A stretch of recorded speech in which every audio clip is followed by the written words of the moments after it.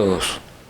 Continuamos con nuestros comentarios sobre la iluminación en el audiovisual.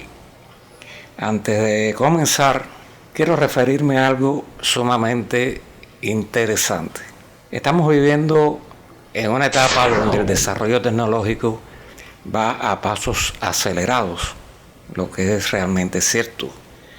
Los programas de colorismo, los programas de corrección de color, tienen una cantidad de herramientas enormes a las cuales acudir y es posible, bueno, de hecho ya lo es, que en el momento de la postproducción se puedan añadir fuentes de luces que no tuvimos en el momento del rodaje.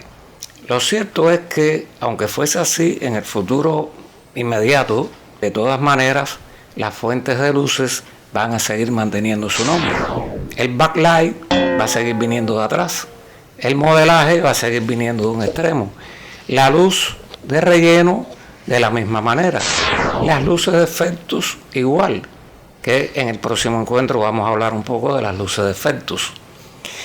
Y si desde el comienzo mismo del rodaje nosotros tenemos claro esas fuentes de luces, de dónde provienen, bueno, pues vamos a entender mucho mejor en el momento de fabricarlas en la postproducción su origen y su efecto.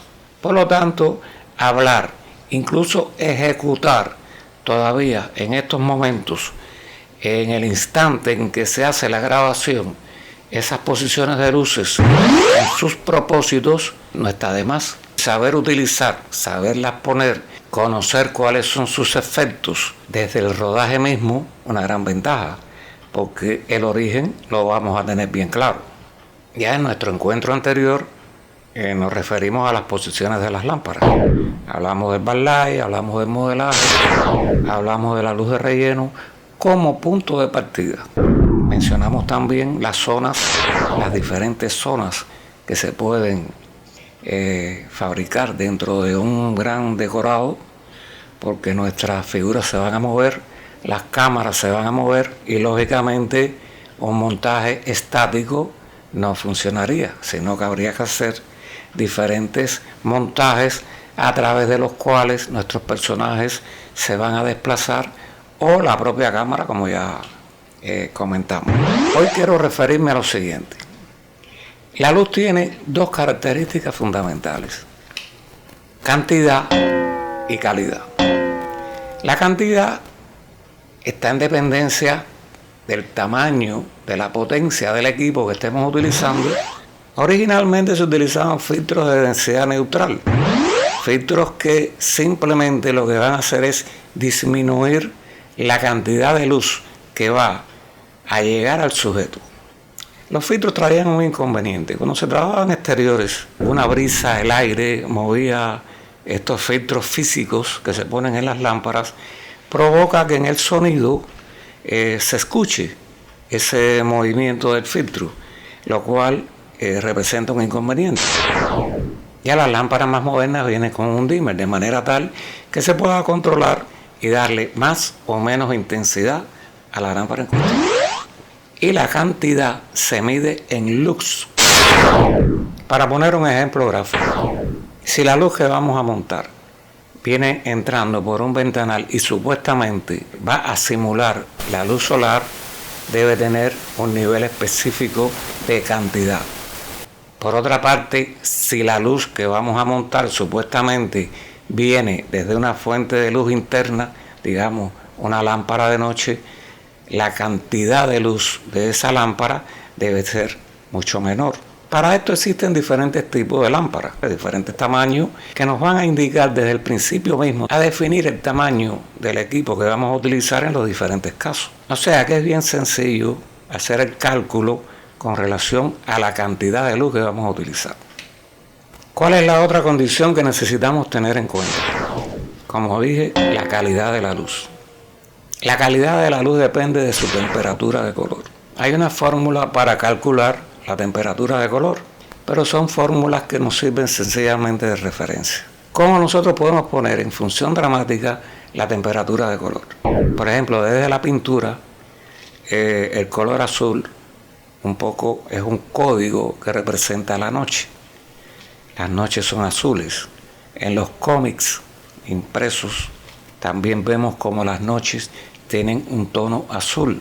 En el caso nuestro, que como explicaba la vez anterior, nosotros pintamos con luces, nuestro pincel son las diferentes lámparas que utilizamos.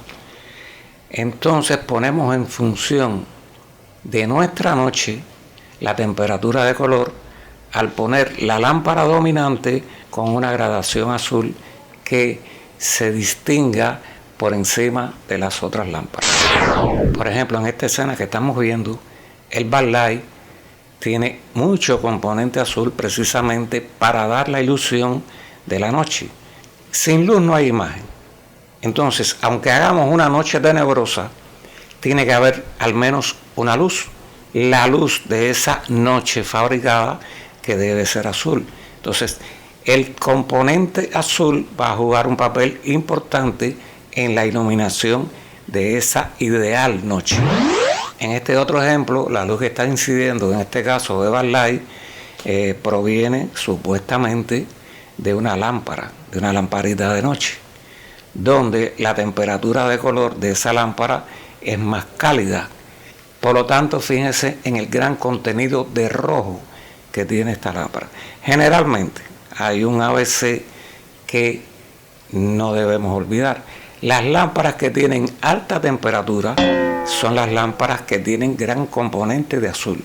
Y las lámparas que tienen poca temperatura son las lámparas que tienen un componente rojo más dominante.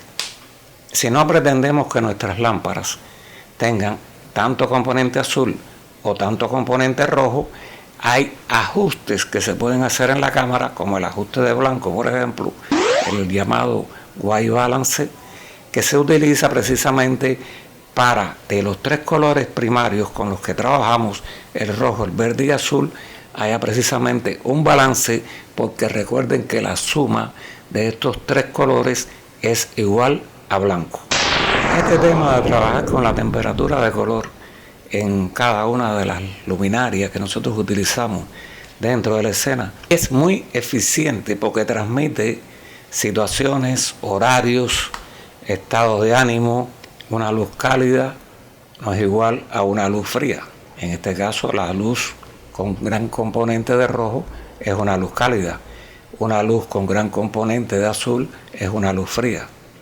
Y todo eso, cuando lo ponemos en función de la situación dramática que se está desarrollando en la historia, también forma parte de ese gran andamiaje donde nuestra iluminación va a jugar un rol muy importante. Entonces, la cantidad y la calidad de la luz, ambas resultan sumamente importantes a tener en cuenta a la hora de hacer nuestros cálculos para iluminar nuestra escena. Todo esto que he hablado con relación a la cantidad y a la calidad de la luz es válida para cualquiera de las posiciones de luces que utilicemos, ya sea en el backlight, ya sea en el modelaje, ya sea en la luz de relleno. Las mezclas de la temperatura de color también son muy aprovechables. Recuerden que los colores también tienen códigos, lo mismo en el vestuario, que en el decorado, que en cualquier elemento que utilice uno de nuestros personajes. Y en este caso, en el tema de la iluminación, es sumamente interesante. Ya en nuestro próximo encuentro podremos ir hablando de algunas posiciones de luces que son muy efectivas para crear determinados efectos. Y podemos también ir pasando paulatinamente al trabajo específico de la cámara, con relación al encuadre, a la composición, a los movimientos, a sus desplazamientos, a sus puntos de vista, porque todas estas condiciones tienen mucho que ver también con el lenguaje que queremos utilizar para transmitir lo que se necesite para apoyar situaciones, para apoyar la historia en general. Antes de terminar, quiero anunciarles lo siguiente.